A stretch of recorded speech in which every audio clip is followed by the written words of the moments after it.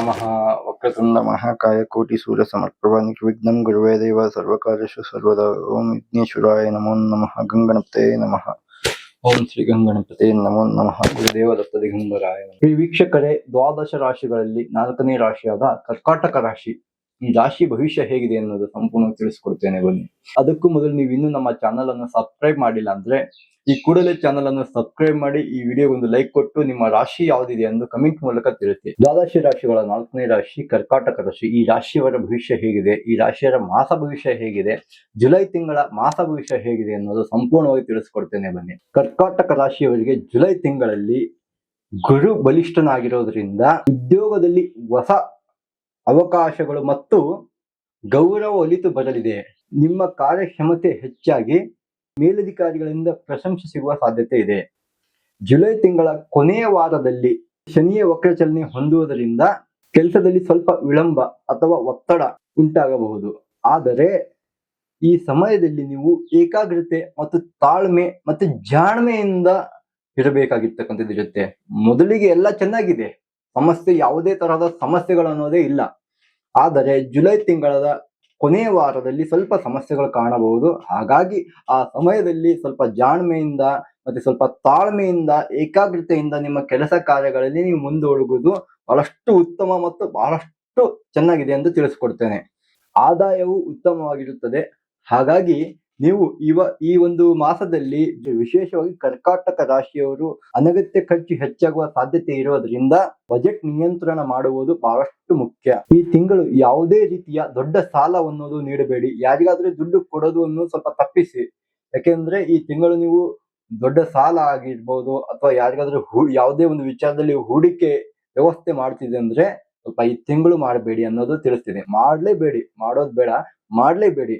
ಮತ್ತೆ ಆತರ ಏನಾದ್ರೂ ಮಾಡ್ಬೇಕು ಅಂದ್ರೆ ನಿಮ್ಮ ಜನ್ಮ ಜಾತಕವನ್ನು ಹತ್ತಿರದಲ್ಲಿ ಇರ್ತಕ್ಕಂಥವ್ರು ಯಾರಿಗಾದ್ರೂ ಪರಿಶೀಲನೆ ಮಾಡಿ ಯಾವ ತರ ನಿಮ್ಮ ನಕ್ಷತ್ರ ಅನುಗುಣವಾಗಿ ರಾಶಾಧಿಪತಿ ನಕ್ಷತ್ರಾಧಿಪತಿ ಅನುಗುಣವಾಗಿ ಯಾವ ತರ ಇದೆ ಎಂದು ಸಂಪೂರ್ಣವಾಗಿ ತಿಳಿಸ್ಕೊಂಡು ಮುಂದೆ ಹೋಗ್ತಕ್ಕಂಥದ್ದು ಬಹಳಷ್ಟು ಉತ್ತಮ. ಕುಟುಂಬದ ವಿಚಾರ ನೋಡೋದಾದ್ರೆ ಕುಟುಂಬದಲ್ಲಿ ಧಾರ್ಮಿಕ ಕಾರ್ಯಕ್ಷೇತ್ರಗಳು ನಡೀತವೆ. ಅಂದ್ರೆ ಧಾರ್ಮಿಕ ಕಾರ್ಯಕ್ಷೇತ್ರ ಅಂದ್ರೆ ದೇವಸ್ಥಾನಕ್ಕೆ ಹೋಗ್ತಕ್ಕಂಥದ್ದು ಅಥವಾ ಯಾವ್ದಾದ್ರು ಹರಿಕೆ ಸಲಾಪಗಳನ್ನು ತೀರಿಸ್ತಕ್ಕಂಥದ್ದು ಅದನ್ನೆಲ್ಲ ಸಂಪೂರ್ಣಗೊಳ್ಳುತ್ತವೆ. ಸಂಗಾತಿಯೊಂದಿಗೆ ಸ್ವಲ್ಪ ಭಿನ್ನಾಭಿಪ್ರಾಯಗಳನ್ನು ಉಂಟಾಗಬಹುದು. ಅದನ್ನ ಮಾತಿನ ಮೂಲಕ ಕುಂತು ಬಗೆಹರಿಸಿಕೊಳ್ತಕ್ಕಂಥದ್ದು ಬಹಳಷ್ಟು ಒಳ್ಳೆಯದು. ಮತ್ತೆ ಅವಿವಾಹಿತ ಅಂದ್ರೆ ಮದುವೆ ಯಾರಿಗೆ ಆಗೋದಿಲ್ವಾ, ಮದುವೆ ಆಗಿಲ್ದಿರ್ತಕ್ಕಂಥವ್ರಿಗೆ ಜುಲೈ 14ರ ನಂತರ ಚಂದ್ರನ ಪ್ರಭಾವದಿಂದ ಹೊಸ ಸಂಬಂಧಗಳು ಕೂಡಿಕೊಳ್ಳಲು ಒಳ್ಳೆಯ ಸಮಯ ಎಂದು ಪರಿಗಣಿಸಬಹುದು. ಮತ್ತೆ ಯಾರಿಗೆಲ್ಲ ಮದುವೆ ಆಗಿಲ್ಲ ಈ 14ರ ನಂತರ ನಿಮಗೆ ಒಳ್ಳೆಯದಾಯಕವಾಗಿ ಮತ್ತೆ ಎಲ್ಲೋ ಕನ್ಯಾ ಹುಡುಕ್ತಿದ್ರೆ ಅಂದ್ರೆ 14ರ ನಂತರ ಒಂದು ಒಳ್ಳೆ ಕಡೆಗೆ ಸಿಗುತ್ತೆ, ಒಂದು ಒಳ್ಳೆ ಸಂಬಂಧನೇ ಸಿಗುತ್ತೆ ಅಂತ ಹೇಳಬಹುದು. ಆರೋಗ್ಯದ ವಿಚಾರ ನೋಡೋದಾದ್ರೆ ಕರ್ಕಾಟಕ ರಾಶಿಯವರಿಗೆ ಶನಿಯ ಪ್ರಭಾವದಿಂದ ಸ್ವಲ್ಪ ಭುಜನೋವು, ಗ್ಯಾಸ್ಟ್ರಿಕ್ ಸಮಸ್ಯೆಗಳು ಕಾಣಬಹುದು. ವಾಹನ ಚಾಲನೆ ಮಾಡುವಾಗ ಮತ್ತು ದೂರದ ಪ್ರಯಾಣ ಮಾಡುವಾಗ ಸ್ವಲ್ಪ ಜಾಗರೂಕತೆಯಿಂದ ಇರಬೇಕಾಗಿ ವಿಶೇಷವಾಗಿ ಹೇಳ್ತಕ್ಕಂಥದ್ದು. ಮತ್ತೆ ಆರೋಗ್ಯದಲ್ಲಿ ಸಾಧಾರಣವಾಗಿರಲಿದ್ದು ಹಳೆಯ ದೈಹಿಕ ಸಮಸ್ಯೆಗಳು ಸ್ವಲ್ಪ ಕಡಿಮೆ ಆಗ್ತಕ್ಕಂಥದ್ದಿದೆ. ವಿದ್ಯಾರ್ಥಿಗಳಿಗೆ ನೋಡೋದಾದ್ರೆ ಚಂದ್ರನ ಚಂಚಲ ಸ್ವಭಾವದಿಂದಾಗಿ ಮನಸ್ಸು ಬೇಗನೆ ವಿಚಲಿತಗೊಳ್ಳಬಹುದು. ಆದರೆ ನೀವು ಕಟ್ಟುನಿಟ್ಟಾದ ಟೈಮ್ ಟೇಬಲ್ ಅಂದ್ರೆ ಟೈಮ್ ಸೆನ್ಸ್ ಅನ್ನೋದು ಫಾಲೋ ಮಾಡಬೇಕು. ಜುಲೈ 15ರ ನಂತರ ಗ್ರಹಗಳ ಸ್ಥಿತಿ ಸುಧಾರಿಸುತ್ತದೆ. ಓದಿನಲ್ಲಿ ಆಸಕ್ತಿ ಮತ್ತು ಗ್ರಹಗಳ ಶಕ್ತಿ ಹೆಚ್ಚಾಗುತ್ತದೆ ಮತ್ತು ಏಕಾಗ್ರತೆ ಅನ್ನೋದು ಕಾಣ್ತೀರಿ. ಒಟ್ಟಾರೆ ನೋಡೋದಾದ್ರೆ ಈ ರಾಶಿಯವರಿಗೆ ಪರಿಹಾರ ಏನಪ್ಪಾ ಅಂತ ಹೇಳಿಕೊಡ್ತೇನೆ, ಬನ್ನಿ. ಸೋಮವಾರದ ದಿನ ಶಿವನಿಗೆ ಬಿಲ್ವಪತ್ರೆ ಅಥವಾ ಹಾಲಿನ ಅಭಿಷೇಕ ಮಾಡ್ತಕ್ಕಂಥದ್ದು, ಬಿಲ್ವಪತ್ರೆ ಸಮರ್ಪಣೆ ಮಾಡ್ತಕ್ಕಂಥದ್ದು ಮತ್ತೆ ಹಾಲಿನ ಅಭಿಷೇಕ ಮಾಡ್ತಕ್ಕಂಥದ್ದು.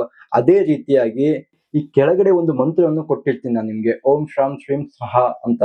ಈ ಮಂತ್ರವನ್ನು ಪ್ರತಿನಿತ್ಯ 108 ಬಾರಿ ಪಠಿಸಿ ಹಾಗೂ ನಿಮ್ಮ ಜೀವನದಲ್ಲಿ ಇರ್ತಕ್ಕಂಥ ನಕಾರಾತ್ಮಕ ಶಕ್ತಿಗಳನ್ನು ದೂರ ಓಡಿಸ್ತಕ್ಕಂಥದ್ದು. ಹಾಗೆ ಬಿಳಿ ಬಣ್ಣದ ವಸ್ತುವನ್ನು ದಾನ ಮಾಡುವುದು ಬಹಳ ವಿಶೇಷವಾಗಿರ್ತಕ್ಕಂಥದ್ದಿದೆ. ಹಾಗೆ ಬಡವರಿಗೆ ಅಕ್ಕಿ, ಹಾಲು, ಮೊಸರು ದಾನ ಮಾಡಿ ಅಥವಾ ಅರ್ಚಕರಿಗೆ ನೀವು ಹಾಲು, ಮೊಸರು, ಅಕ್ಕಿ ದಾನ ಮಾಡುವುದು ಬಹಳ ವಿಶೇಷವಾಗಿರ್ತಕ್ಕಂಥದ್ದು. ಇದೇ ರೀತಿಯ ಹೆಚ್ಚಿನ ಮಾಹಿತಿಗಾಗಿ ನಮ್ಮ ಯೂಟ್ಯೂಬ್ ಚಾನಲ್ ಸಬ್ಸ್ಕ್ರೈಬ್ ಮಾಡಿ. ನಿಮ್ಮ ಜೀವನದಲ್ಲಿ ಯಾವುದೇ ತರಹದ ತೊಂದರೆ ತಾಪತ್ರೆಗಳು ಇತ್ತು, ನಿಮ್ಮ ಜನ್ಮ ಜಾತಕ ನೋಡೋದಿತ್ತಂದ್ರೆ ಈ ಕೆಳಗಡೆ ಕಾಣುತ್ತಿರುವ ನಂಬರ್ ಅನ್ನು ಸಂಪರ್ಕ ಮಾಡಿ. ಸರ್ವೇ ಜನ ಸುಖಿನೋ ಭವಂತು.